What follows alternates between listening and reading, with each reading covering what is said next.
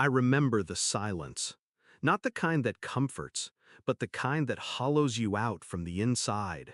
3 coffins. 3 lives I loved more than my own. My husband, my 2 children. And the phone call that should have broken my parents' hearts. Instead, my father's voice came back flat. Today is your brother's birthday. We can't come. That sentence carved itself into me. Not the car accident, not the smell of burning rubber, not the endless hours of identifying their bodies. No. What destroyed me was my parents choosing cake and candles over dirt and death. That was the moment I stopped being a daughter. I grew up believing family was everything. I was the quiet one, the obedient one. My brother, the golden child. Every achievement of his was paraded, while mine was background noise. I married young, built a home, raised 2 children. They barely visited.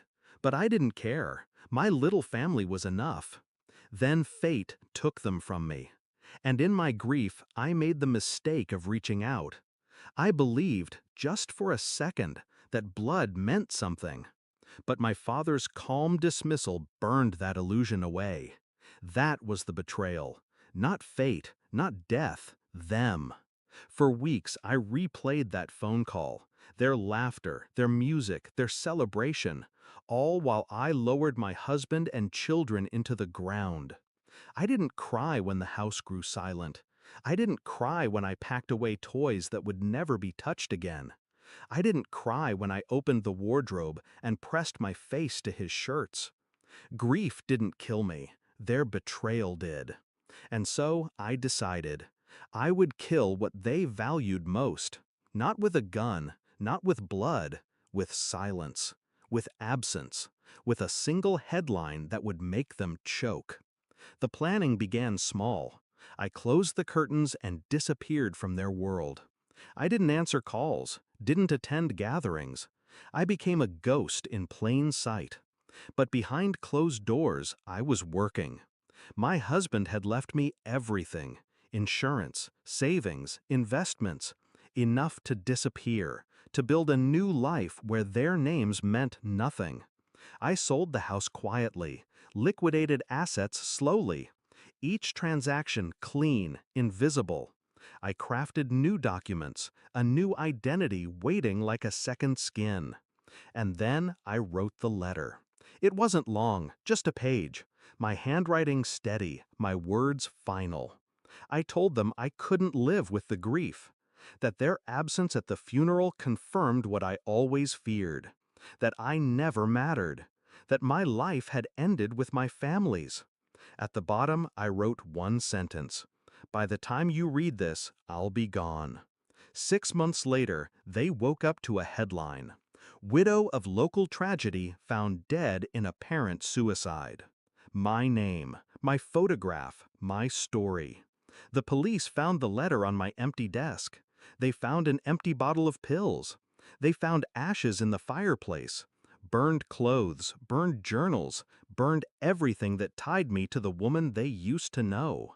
But they didn't find a body, because there wasn't one. I was already gone.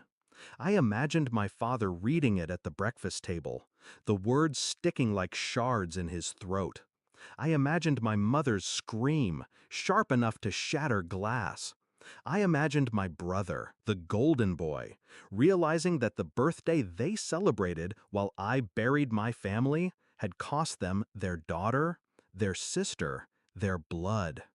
Regret is a slow poison. I wanted them to drink it daily, and I knew they would, because guilt doesn't fade. Meanwhile, I was reborn. I left the country under a new name, cash-heavy, untraceable. I rented a small place by the sea, not a paradise, but a sanctuary. No one here knows who I am. They see a quiet woman with tired eyes who takes long walks and doesn't look back. At night, I light a single candle for the 3 graves no one visited but me.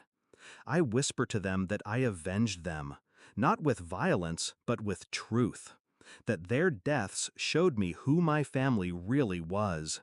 and that my disappearance punished them more than my presence ever could. I wonder sometimes if they visit my grave, if they stand there staring at a stone carved with my name, begging forgiveness from a daughter who isn't beneath the dirt. I wonder if they tell themselves they would have done it differently, that they would have come if they'd known. But that's the beauty of it. They had their chance. They chose cake. They chose candles. They chose him. Now every celebration is tainted. Every birthday of my brothers is also the anniversary of the day they abandoned me. Every laugh is hollow. Every candle's glow casts shadows of guilt. I am not dead, but to them, I am gone, a ghost they created.